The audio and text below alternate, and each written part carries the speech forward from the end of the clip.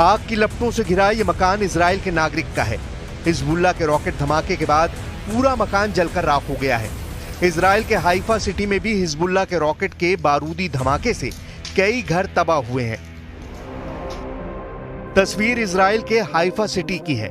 मकान युवाल सादा का है। उनके घर पर हुए हिजबुल्लाह के रॉकेट हमले से भारी नुकसान पहुंचा है। हमले से मकान की छत फट गई है। गनीमत ये रही कि हमले से पहले अलर्ट सायरन बजा और युवल घर से बाहर चली गई, लेकिन जब लौटी तो पूरा मकान तहस नहस हो चुका था। קמנו כמו כל הזמן שלפעמים יש אזעקות, לפעמים יש בומים. רגיל, שומרים על ההנחיות, יורדים למטה, אין לנו מרחב מוגן בתוך הבית, יש לנו רק בחוץ מקלט שכונתי, לא הספקנו להגיע אליו, אז אנחנו בדרך כלל נכנסים מתחת למדרגות, ונמצאים שם עד שהאזעקה מפסיקה. נכנסנו כולנו בערך 5 אנשים, לא הספקנו אפילו לסגור את הדלת של הארון נעליים, היה בום רציני בתוך הבית, כל הבית רעד. אני זוכרת קצת פלשבקים, כאילו אש, עשן, דברים כאלה. इजराइल में नेतन्याहू के आलोचक दावा कर रहे हैं कि इस युद्ध में सबसे बड़ा नुकसान इजराइल का ही होगा, क्योंकि हिजबुल्लाह की मिलिट्री विंग खामनेई के बिछाए बारूदी दलदल में नेतन्याहू को तेजी से खींच रही है।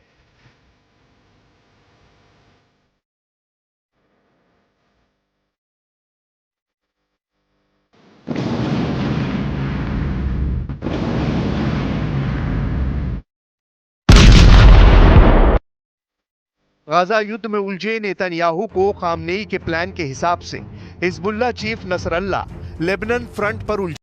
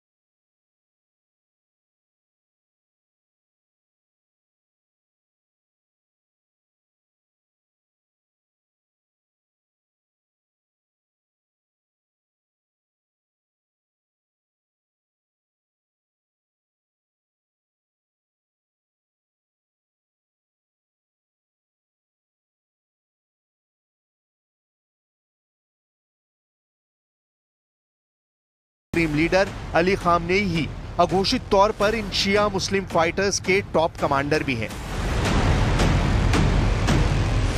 على أسلحة جديدة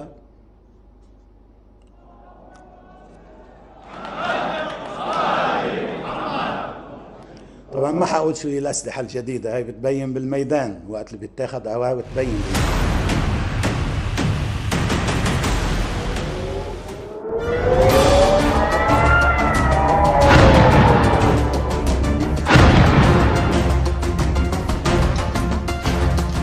ईरान शिया बाहुल जितने भी फाइटर ग्रुप हैं उन सब की टीम बना रहा है। इजराइल से नफरत करने वाली कट्टर फौज को एकजुट कर जॉइंट अटैक का प्लान असरदार साबित हो सकता है। हिजबुल्लाह को जिन संगठनों से इजराइल के खिलाफ मदद मिल सकती है उन्हें भी देखिए। इजराइल के खिलाफ लेबनान का अमल मूवमेंट गुट हिजबुल्लाह का सबसे बड़ा साथी बनेगा। लेबनान में अमल मूवमेंट की हिजबुल्लाह की तरह राजनीतिक और मिलिट्री विंग है। अमल मूवमेंट के लेबनान संसद में सबसे ज्यादा 14 सदस्य हैं। मुस्तफा चमरान का बनाया अमल मूवमेंट इजराइल से 1978 में युद्ध लड़ चुका है। लेबनान से बाहर हिजबुल्लाह के साथ पाकिस्तान की ज़ैनब ब्रिगेड जुड़ेगी। ज़ैनब ब्रिगेड में ज्यादातर ईरान के शिया मिलिशिया लड़ाके हैं। सीरिया के गृह युद्ध में ज़ैनब ब्रिगेड ने बहुत बड़ा योगदान दिया था। इराक की पॉपुलर मोबिलाइजेशन फोर्सेस हिजबुल्लाह के साथ वॉर जोन में मौजूद रहेंगी। इराक के शिया लड़ाके गुट हिजबुल्लाह के सबसे ताकतवर पार्टनर हैं, जिसमें 67 ग्रुप के फाइटर शामिल हैं। इराक में पॉपुलर मोबिलाइजेशन यूनिट्स 2014 में बनी थी, जिसने इस्लामिक स्टेट के खिलाफ लंबी लड़ाई में जीत हासिल की थी। 2018 में इस पॉपुलर मोबिलाइजेशन यूनिट का दोबारा हैदर अल आबादी ने संगठित किया है। रूस की प्राइवेट आर्मी के तौर पर कुख्यात वैगनर लड़ाकों से मदद मिलने की उम्मीद भी हिजबुल्लाह को है। इसके साथ अजरबैजान के कई गुट युद्ध में हिजबुल्लाह का साथ दे सकते हैं।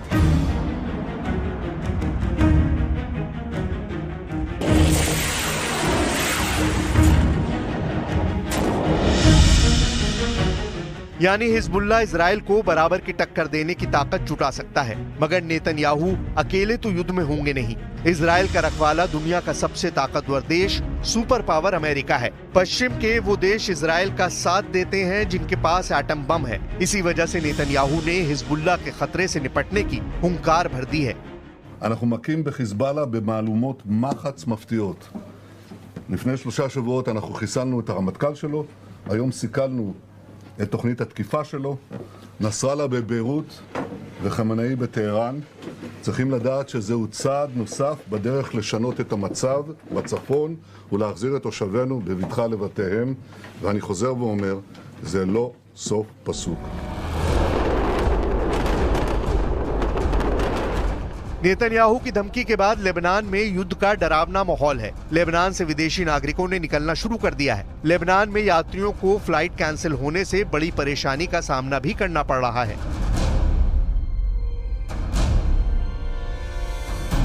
लेकिन काउंटर स्ट्राइक में अगर हिजबुल्लाह कामयाब हुआ तो समझ लीजिए इजराइल कई फ्रंट पर फंस जाएगा। इसीलिए कहा जा रहा है कि हिजबुल्लाह की मिलिट्री विंग ईरान के बिछाए बारूदी दलदल में इजराइल को तेजी से खींच रही है।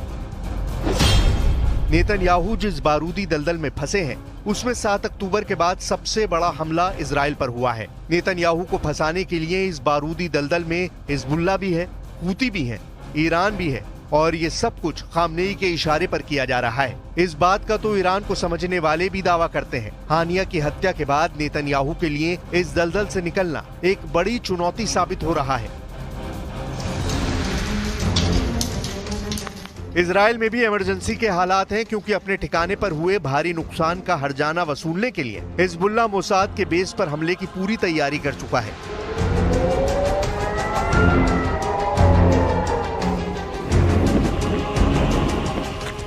इजराइल डिफेंस फोर्सेस ने भी इस हमले का अनुमान लगा लिया है। हिजबुल्लाह फाइटर इस बार नेतन्याहू को चौंकाने वाला अटैक अंजाम दे सकते हैं।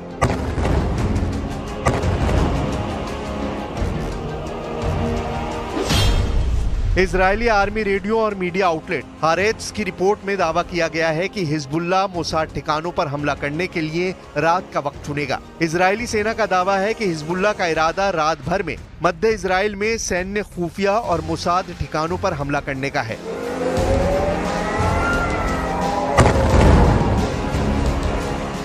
हिजबुल्लाह के हमले से निपटने के लिए इजराइल की पूरी फौज तैयार है। नेतन्याहू के जंगी जेट, डिफेंस सिस्टम, विध्वंसक मिसाइलें रेडी टू फायर हैं। इतिहास गवाह है कि इजराइल दुश्मन को तबाह करने के बाद ही रुकता है। वहीं लेबनान में हिजबुल्लाह लड़ाकों ने इजराइल में घुसकर आर पार के युद्ध का ऐलान कर दिया है।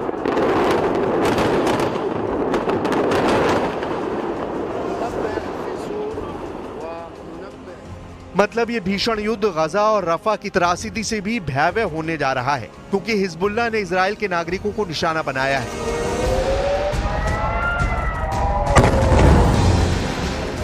इजराइल अपने किसी भी नागरिक की जान के लिए दुश्मन देश को बर्बाद करने से हिचकता नहीं। नेतन्याहू के अगले एक्शन की भनक लेबनान को लग चुकी है।